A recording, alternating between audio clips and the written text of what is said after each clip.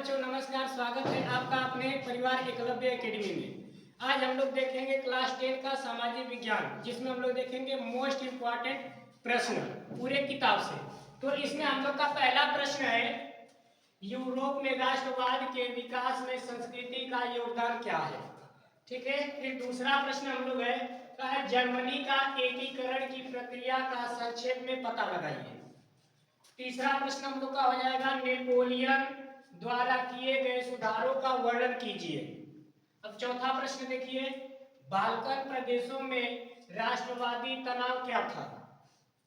प्रश्न नंबर 5, भारत में roulette act क्या था, विरोध क्यों हुआ, परिणाम क्या हुआ। छठवां प्रश्न, पूना पैक्ट क्या है, उसकी 2 शर्तें लिखिए।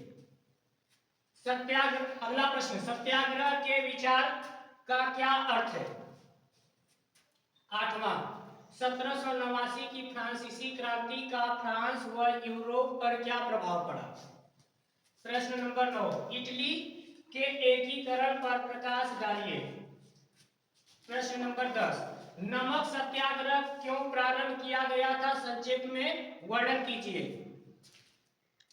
प्रश्न नंबर 11, गांधी जी ने असहयोग आंदोलन क्यों प्रारंभ किए, उसके द्वारा यह आंदोलन वापस लेने के प्रमुख कारण क्या थे।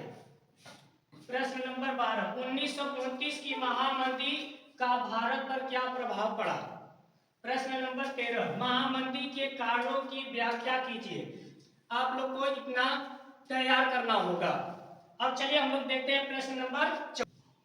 हाँ, अब हम लोग देखते हैं प्रश्न नंबर 14, खाद्य उपलब्धता पर तकनीक के प्रभाव को दर्शाने के लिए इतिहास से 2 उदाहरण दीजिए। फिर इसके बाद हम लोग का है प्रश्न नंबर 15, प्रथम विश्व युद्ध के विश्व पर पड़ने वाले प्रभाव का वर्णन कीजिए। प्रश्न नंबर 16 देखते हैं हम लोग, 19वीं शताब्दी में अंतरराष्ट्रीय अर्थशास्त्रियों द्वारा बताए गए 3 प्रकार के प्रभावों की व्याख्या कीजिए। अगला प्रश्न हम लोग का है, मार्टिन लूथर कौन था, धार्मिक बहस करने के लिए उसने मुद्रण कला का उपयोग किस प्रकार किया। प्रश्न नंबर 18, भूमि के ह्रास या निम्नीकरण का क्या अर्थ है, भूमि ह्रास के उत्तरदायी कारण क्या है। प्रश्न नंबर 19, पहाड़ी क्षेत्र में मृदा अपरदन की रोकथाम के लिए क्या कदम उठाने चाहिए। प्रश्न नंबर 20, 3 राज्यों के नाम बताइए जहां काली मृदा पाई जाती है, इस पर मुख्य रूप से कौन सी फसल उगाई जाती है। ठीक है, ये प्रश्न आप लोग सारे के सारे क्या करेंगे, याद करेंगे, इनके बारे में पढ़ेंगे और समझेंगे। इन्हीं से रिलेटेड प्रश्न आप लोग के बोर्ड एग्जाम में पूछा जाएगा। अगर इसमें से आप लोग 40 प्रश्न भी तैयार कर लेंगे तो आपको 95 प्लस लाने से कोई नहीं रोक सकता। चलिए हम लोग देखते हैं प्रश्न नंबर 21, संसाधन नियोजन की आवश्यकता क्यों पड़ती है, इस हेतु कोई 2 उपाय समझाइए। प्रश्न नंबर 22, मृदा अपरदन से क्या अभिप्राय है, मृदा अपरदन के लिए उत्तरदायी कारण लिखिए। अब हम लोग देखेंगे प्रश्न नंबर 23। हाँ, हम लोग का प्रश्न नंबर 23 है, भारत में पाई जाने वाली विभिन्न प्रकार की मृदाओं का वर्णन कीजिए। 24 है, भू संसाधन का अर्थ लिखिए, व्याख्या कीजिए।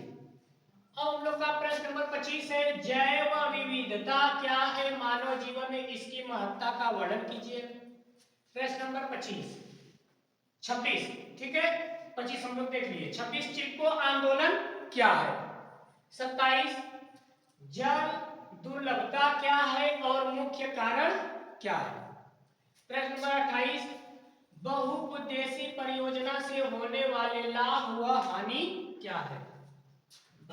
अगला प्रश्न है, भारतीय अर्थव्यवस्था में कृषि का क्या महत्व है। प्रश्न नंबर 30, भारतीय कृषि की कोई 3 विशेषताएं लिखिए। प्रश्न नंबर 31, चावल या ब्रैकेट में धान की खेती उसे उपयुक्त भौगोलिक परिस्थितियों का वर्णन कीजिए।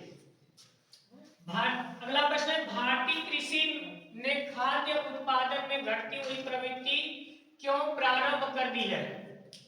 प्रश्न नंबर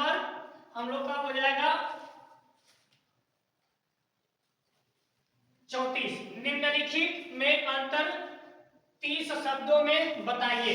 इसमें हम लोग का पहला हो जाएगा लौह और अलौह खनिज, दूसरा हो जाएगा परंपरागत तथा गैर परंपरागत संसाधन।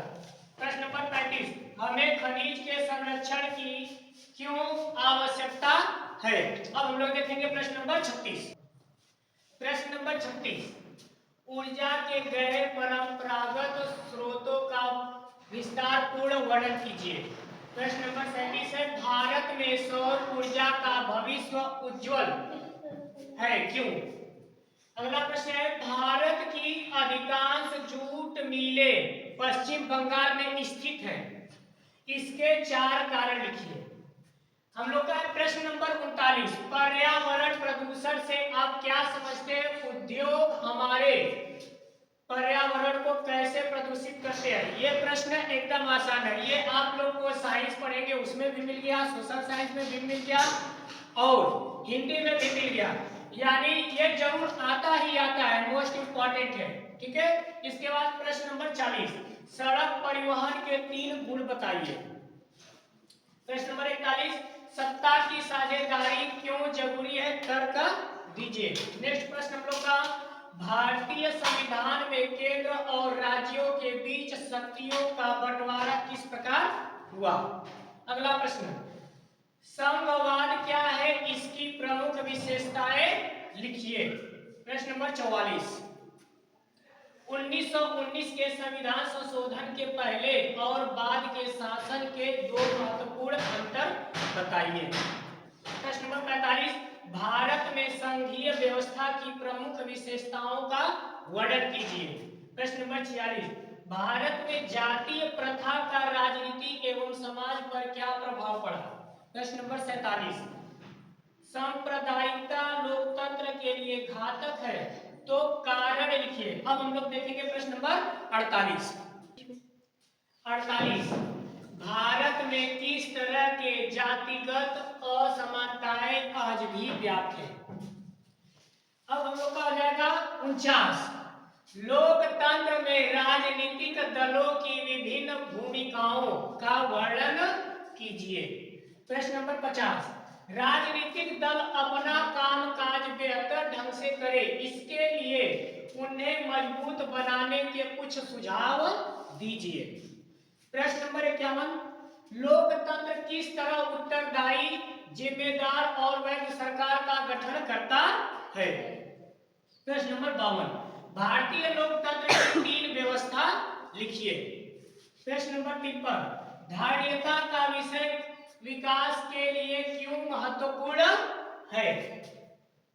प्रश्न नंबर 54, विकास मापने का यूएनडीपी का मापदंड किन पहलुओं विश्व बैंक से अलग है।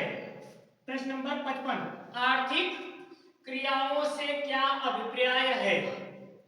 प्रश्न नंबर 56, प्रच्छन्न बेरोजगारी से आप क्या समझते हैं। प्रश्न नंबर 57, संगठित और असंगठित क्षेत्र की रोजगार परिस्थितियों की तुलना कीजिए। अब प्रश्न नंबर आपका हो जाएगा 58, विकास में ऋण की भूमिका का विश्लेषण कीजिए।